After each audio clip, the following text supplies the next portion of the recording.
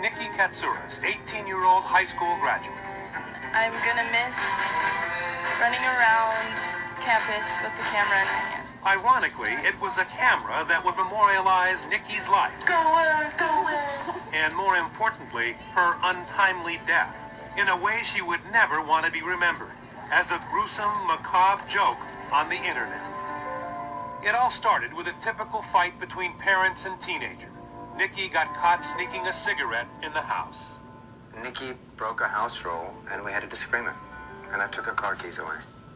Her father, Christos, had no idea the next day, Halloween, would be the last time he would ever see the little girl he called Angel alive. As I was walking out the door, I kind of winked and blew her a kiss, and she winked back and flipped me a peace sign. I said, bye, see you at 2:30, love you. She said, love you, bye. Then Nikki did something totally out of character. She took the keys to her father's Porsche, something she had never done before. This is the model car Nikki was driving, a Porsche 911 Carrera. It's fast, 0 to 60 in less than 5 seconds. She was going 100 miles per hour, even though it was the first time she had driven the car. She clipped another car, went across the lanes, over the median, and into the toll booth. She never had a chance. The carnage left behind a crumpled sports car and a young woman too damaged to recognize. A horrendous accident her family was told they should never see.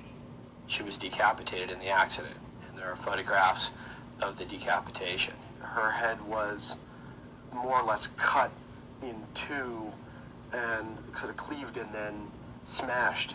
It's nothing that anyone should ever have to see. Love is how you stay alive even after you're gone. Beautiful. But as the Catsouras family grieved for their daughter, they were rocked with a new tragedy. Police crime scene photos showing Nikki's mutilated body suddenly went viral on the internet. Shot so graphic, we don't want to show the ones that actually depict Nikki's death. They didn't even let me see my daughter, and now the whole world is seeing my daughter. But who would want to look at such horrible images? Shockingly, a lot of people.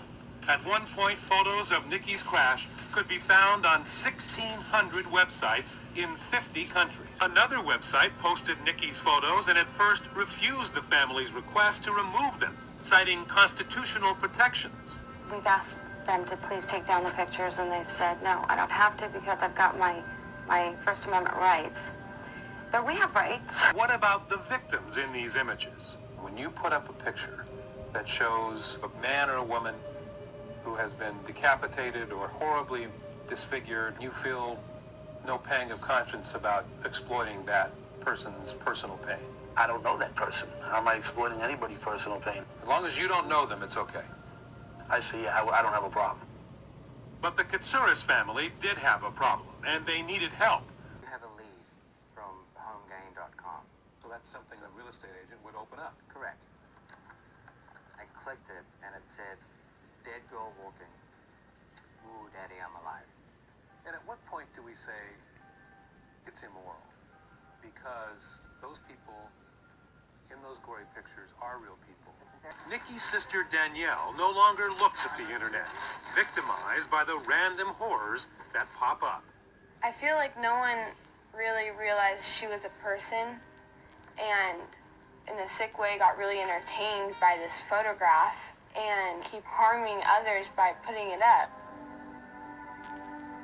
And as long as there are people who traffic in the macabre, marketing gore, this family will always fear that next click and these 3 frightening words.